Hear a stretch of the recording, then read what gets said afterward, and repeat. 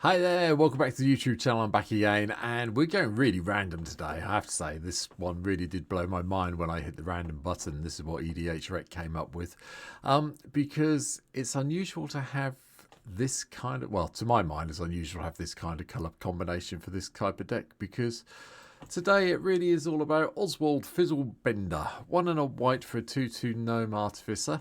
And it has magical tinkering. White and tap, sacrifice an artifact. Search your library for an artifact card with mana value equal to 1 plus the sacrifice mana's artifact mana value and put it onto the battlefield, then shuffle. Only activate as a sorcery. I'm saying it's weird to me because this is a sort of effect you usually see in blue. I don't remember the last time I saw, well, I think this is the only time I've seen it in white. I may be wrong. Please let me know in the comments down below if I'm wrong, because I don't see Oswald very often. And I was quite like, a white artifact deck. Okay, we can do this. We can make this work, I'm sure. So here we go. Here's what today's video really does look like and the deck. Enjoy it. So, starting at the beginning, 40 creatures in the deck. A lot of them are artifact creatures, I'll be honest. Hangerback Walker and Marketback Walker here for the card draw and hopefully the token production. Don't go and search these out with Oswald. I've made that mistake in previous decks where I've had them and I forget that you have to pay the X and X to get the counters on them so they come into the play and die instantly. You don't need that in this deck, so just be aware of that because I was an idiot doing that. But the two creatures, we've got 3 creatures at 0 cost that really do help because they do let you go and find your 1 cost artifacts. You've got Mem Knight, Ornithopter, and Phyrexian Walker. All can be played for 0, all can then be sacrificed off to Oswald to go and get something on 1 mana, like Esper Sentinel. Mother of Runes is here to give us a bit of protection that we need from some of the removal. And then Mere Moon Vessel, when it's put into a graveyard from play, we get an extra mana. So that's quite nice with Oswald. Deep Gnome Terramancer, because I wanted another gnome in the deck and I wanted some way of getting some lands into play. So they're here. Golmir is here to give us a bit of ramp, and then the Mere Retriever to return any of the artifacts we do need that get shut down from our graveyard to our hand when it happens.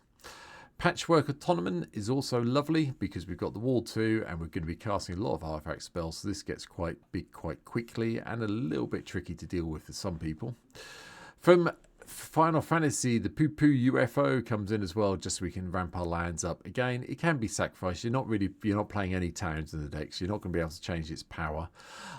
But at the end of the day, you can maybe get an extra couple of lands in play off it, and then sacrifice it off to Oswald to go and get a 3-drop like Steel Overseer to pump all your artifact creatures up. Sundial Dawn Tyrant also comes in from Ether Drift. 3/3, that's an artifact legendary creature. It's a construct, but it costs 2 mana, so it's a nice one to go and get and have a bit of fodder. Cathodian gives you 3 mana when it dies, so yay.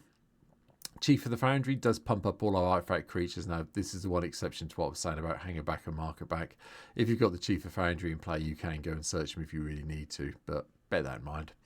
Filgry Familiar gives us a couple of life when it comes into play, and when it dies or we sacrifice it off, we get to draw a card. Foundry Inspector cuts the cost for all our artifacts down, as you can imagine. Lauren's in again. It's in yesterday's deck as well. But we've got to have this here to take out other people's annoying artifacts and enchantments and do a little bit of card draw. Metal Worker, just reveal all the artifact cards in our hand and get all that lovely colourless mana to help us go even quicker. Scrap Trawler, just this or another artifact put in our graveyard. Return to your hand target artifact card from your graveyard with less than mana value. Yeah, okay, I'm happy with this. Nice one. Voyager Quick Welder is also in as well, just to cut the cost of our artifact spells down. And so is Arms Collector to help us draw some cards with an opponent. We draw 2 or more cards. You and that opponent draw a card. Yeah, like that plan. That's cool.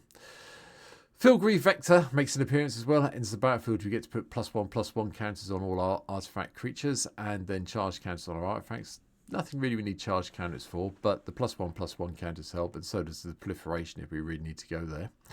Jorah's Familiar just cuts the cost of our artifacts, legendaries, and sagas down, so big benefit in this deck. Sanctum Gargoyle enters the battlefield, we get to get an artifact card from our graveyard back to our hand. Solemn Sim, you know what it does, go and find a basic land, and when it dies, you draw a card.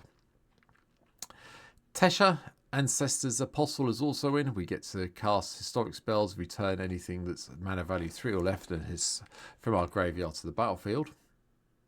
Well, target creature cards anyway, so yeah, everything from where? Here backwards, that's fine by me. Treasure Keeper, dies, reveal the top card, reveal cards from the top of your library until you reveal a non-land card with a converted mana cost 3 or less. You can put it into play without paying its mana cost, and then everything else goes on the bottom of your library in a random order. Bronze Guardian comes in from Final Fantasy's Commander decks. Double Strike, Wall 2, gives all our artifacts Wall 2, and then power equals the number of artifacts we control. And Double Strike does make people think about blocking it, I'll be honest. Caduceus Forge Master just gives us another way of sacrificing things off to go and get something we need. Steel Seraph is also here. Beginning of combat on your turn, target creature you control gains your choice of flying, vigilance, or lifelink. So, yay. Sun Titan, well, we all know what Sun Titan does. Brings everything back with mana value 3 or less from the graveyard to the battlefield when it comes to the player attacks. Triskelion comes in with some counters on it, and we get to ping things around if we need to. Worm Coil Engine, I did like this artwork. I did look at putting the normal artwork in, but this one just made me giggle, to be fair. Yeah, when it dies, we know what we get. A worm with Death Touch and a worm with Lifelink, so, and they're both artifacts. So, you know, 0 cost artifacts you can sack off with Oswald if you need to go and find something that's 1 mana or less. Mere Battlesphere, loads of little Meres and then a little bit of tapping and attacking. Salvation Colossus comes in as well. Whenever you attack, other creatures you control get +2/+2 and gain indestructible at the end of the turn. Now we can't unearth it because we've got no way of generating energy, I'll be honest about that here and now. But, you know, 8 mana for a 9/9 with flying, vigilance and trample that then basically means whenever you attack, doesn't say this has to attack, so whenever we attack, everything gets +2/+2 and indestructible. Yeah, not a bad trade-off. Phyrexian Triniform, so we can go and get our Golem tokens if we're lucky, and Triplicate Titans, we get even more Golem totems. They're all here as well. From there, we've got Instants, and they are 3 removal spells. Dispatch, because we should have Metalcraft when we cast this, so it becomes basically a better version of Path to Exile and Swords to Plowshares, because it doesn't give our opponents anything, but the other 2 are here as well. And then Artifacts, we have a lot. Elixir of Immortality to shuffle everything back in when it goes pear-shaped. Lava Spur Boots protect Oswald and give them haste, so we can do the tapping if we need to the turn it comes into play. Soul Ring for ramp, Arcane Signet for ramp. Fabrication Foundry comes in as well. It's another ramp spell. You can use it for white mana, but it can only cast artifact spells or activate abilities from artifact source. Second ability is quite useful though.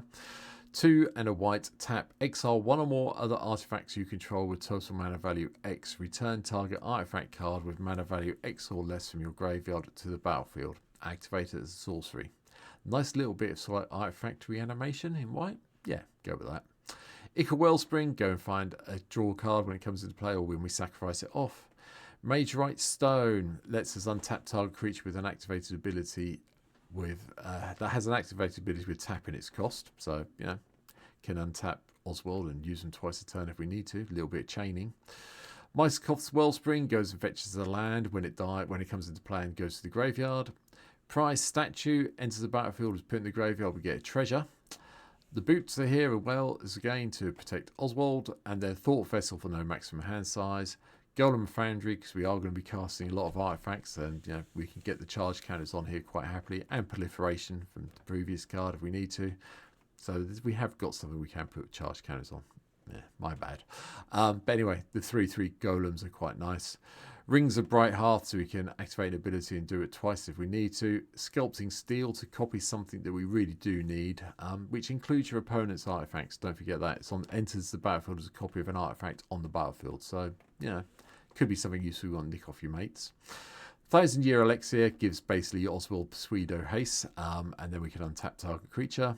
Because we're going down this route and we're playing artifacts, I figured that the Wandering could come here and be a game changer for us today, just to give it a little bit of fun. And then 1,000 Moon Smithy is also in. Enter the battlefield, you get a Gnome Soldier artifact creature token. Power and toughness equals the number of artifacts and creatures we control. And then at the beginning of our pre-combat main phase, we may tap 5 untapped artifacts or creatures we control, and we get to transform this. Now, it is worth transforming the 1,000 Moon Smithy at any chance you get, because it goes into the Barracks of the 1,000. And you can tap it for white mana, which is nice. But whenever you cast an artifact or creature spell using mana produced by the barracks, you get a Gnome Soldier artifact creature token with this creature's power and toughness, each equals the number of artifacts and creatures you control. Yeah, so spending mana to cast artifacts or creatures means you get another one as well. Yeah, okay then. Happy with this plan. Unwinding Clock, no brainer. We want to make sure all our artifacts get untapped. And Mirror works. Whenever another non-token artifact we control enters the battlefield under our control, and pay 2 and get a token copy of it. Because I was playing the One Ring, there didn't seem any point in not playing Smothering Tithe, especially since it gives us treasures, which we can sack off to Oswald if we need to go and get 1 mana casting cost things. And from there, the lands are pretty straightforward. We are playing Agida, Windswept Heath. I don't think I'm saying that name still right still. Adgia? I have no idea. I'm sure someone will tell me off in the comments. Feel free, don't mind. Read the comments, answer them. Please let me know. This is quite nice because it basically, when we get up to the station, up to 12, we can start making copies of our artifacts or enchantments. You know, I've had this happen where I've had 2 Smothering Tides in play, which is very nice, to be honest. Ancient Den, Darksteel Citadel give us some artifact lands, so you know there are other things we can sacrifice off with Oswald if we need to, and then basically a few search lands that we can get, a bit of card draw. Monumental Henge is quite nice because it does let us go and search for historic cards, so our artifacts basically, and get them in our hand. It's expensive at 4 mana, but it does give us a way of getting things done. Myriad Landscape because we're in a mono deck, Obscura Storefront, Radiquate Temple, Temple of the False God, etc. And the Plains, they're all here. And that's it. That is today's deck. Well, that was today's deck. Sorry if you heard all the noise in the background then. It was her. It was Ida, my dog. Being a bit silly because someone just knocked on the front door, so I had to pause the outro here. But please, if you've got any comments, anything you'd like to say, leave them in the comments down below. Please hit the like button, hit the subscribe button, hit the share button. Help me and Ida now beat the YouTube algorithm. And I'll be back tomorrow with a fun one. See you tomorrow. Have a good one. Bye bye.